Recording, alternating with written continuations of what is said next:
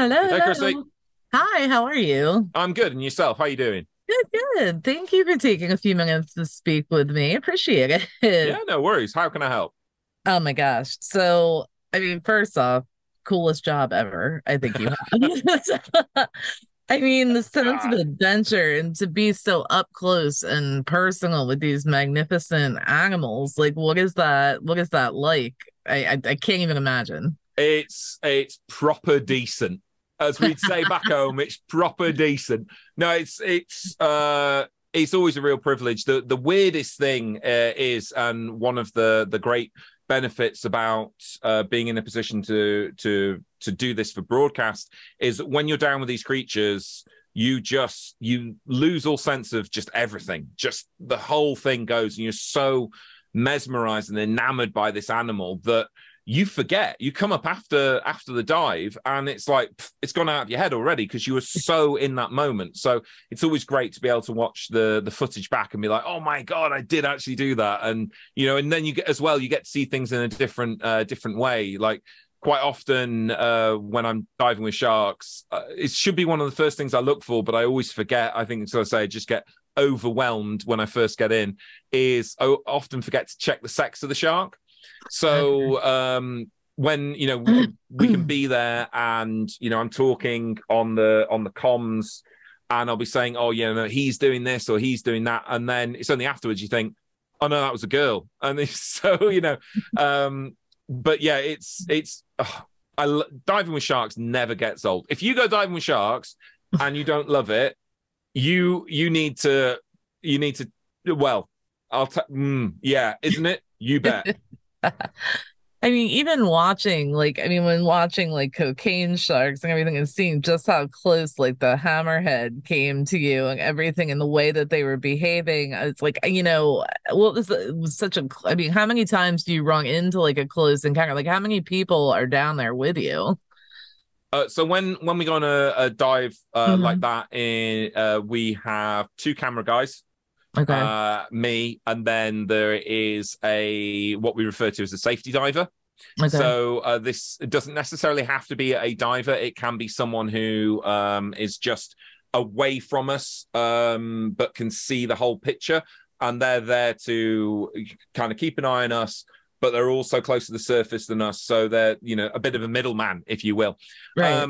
But if you when you're diving with sharks, they really will give you all the time that you need in terms of the interaction. You can go diving and you can get a shark that's super, super placid and you can have 40 minutes, your whole air load, enjoy it, come out fabulous.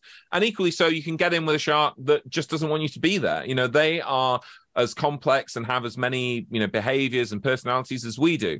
So you can get that grumpy shark that gives you can tell what kind of behaviors are saying, back off, go away, leave me alone. And that's when we always do. But of course, the nicest thing as well about diving in the open ocean with sharks is 9.9 times out of 10, if they've had enough, they just swim away. Yeah. So you're always in a really actionable position to enjoy the dive. Do the work if you're working. Get an idea of what that animal's about, and you're always in that position to just go, yeah, they've gone, we're going to go, or actually they're not so happy anymore, we're going to get out. So yeah, fabulous. Just I'd do it all day, every day if I could.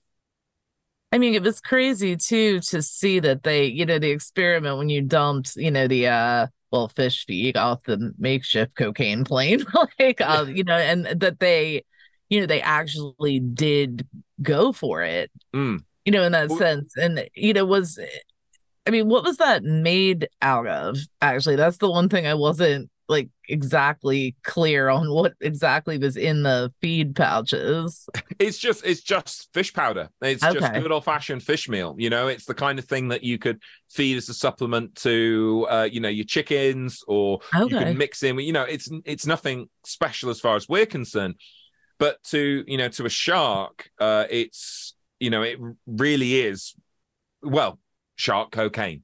because it just sets off all the parts of the biggest parts of their brain, which are involved with scent and taste. So that fish powder melts immediately. They get a whiff of it. You know, it's like it'd be like you walking down a hallway and then walking into a room and someone's been, you know, frying up something delicious. You just get that bang, you know, whoa, you get that, and your mouth's watering and you're keen straight away. So, you know, that's that powder. But the really interesting thing about the dropping of the cocaine bales that I didn't appreciate until we were in the water was the sound that they made when they hit the water. Because actually, them hitting the water one after another and in clumps and stuff, they actually make the same sound as like a distressed or injured fish.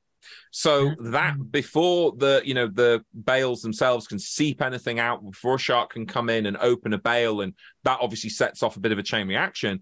The sound of all these bales hitting the water, that will bring sharks in anyway, because they'll think, oh, that's an injured fish. So I didn't even think about that until we got there. And you were able to hear that from like underneath, right? Yeah. Okay. Yeah, absolutely. And that, you know, that made me think, so when this is, you know, when this is actually happening, you know, if there are these times where people are dropping cocaine bales from planes, the sharks are going to come to those bales from the sound before they even know what they are.